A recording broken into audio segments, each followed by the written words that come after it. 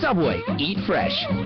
For limited time only at participating restaurants. May not be combined with coupon offers or discount cards. Plus tax where applicable. That content refers to Western Egg White Muffin Melt prepared according to standard recipe.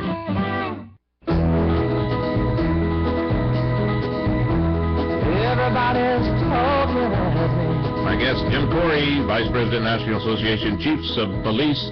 And, pardon me, Jim, if they want to write you, it is Cop Magazine at AOL.com. Is that the complete? That's right. Yep. All right. Now, basically, we're talking about tourists here, and the Muslim groups are complaining because he's talking about the Muslim groups.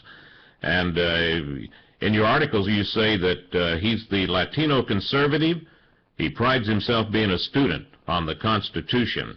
But I'm telling you, boy, this September 11th grand opening date for a mosque across from the 9/11, ground zero, that's like, what can we get away with? Is that what they're doing? What it is to me, and this is my opinion, they're trying to provoke a response. They're trying, like every other group in this country, to portray themselves as victims.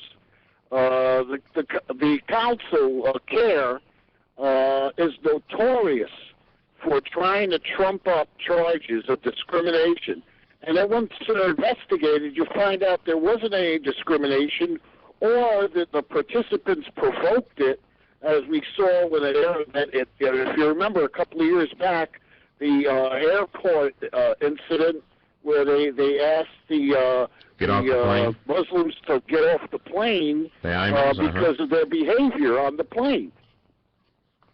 Yeah, and they backed down and they paid the lawsuit, the airplane. Yep, they did. They settled the lawsuit.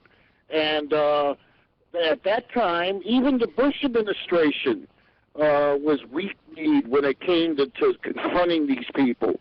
There was another time when the TSA, the Transportation Security Administration, wanted to upgrade the training of their airport security people and teach them psychological profiling so that they could duplicate what the Israelis do.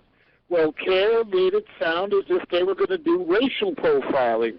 Whenever you want to stop the government from doing anything that would protect Americans, all you have to do is yell racial profiling, and the powers that be back down. So even the Bush administration would back down. Now that we have the Obama administration, they actually are more than willing to actually help groups such as CARE, and they invite them regularly to the White House.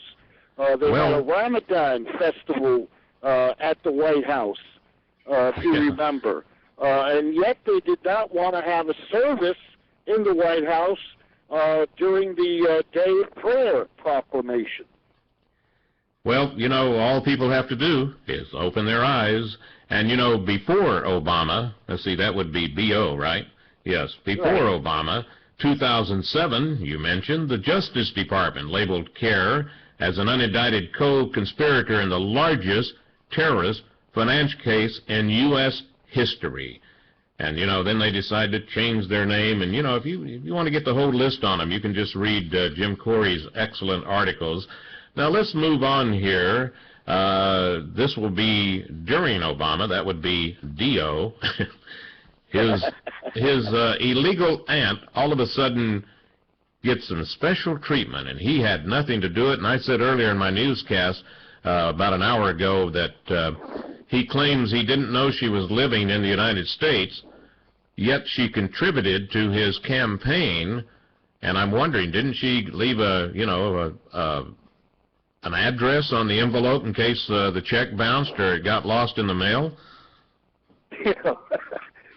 It just proves that our president has a very casual relationship with the truth. The same thing occurred when his brother, his half-brother, was arrested in Kenya for chasing a 13-year-old girl, and then using phony identification. It's always, you have no idea that this person existed or what they were doing. Yeah, let's talk about this half-brother, okay? Like you say, false ID, attempted rape on a 13-year-old, And then when the British authorities get hold of him, and here he is with a phony ID and everything else, and even chased the girls into another store when they were trying to get away from him, they let him go and said, toodle-doo, go ahead, get on a plane, and please leave our country, and thank you for visiting, and here's a bag of peanuts, or whatever they give you on that aircraft that he left with. Boy, I'll tell you. Well, listen, Jim, huh? He came to the United States for the inauguration. That's right, yes. Inauguration.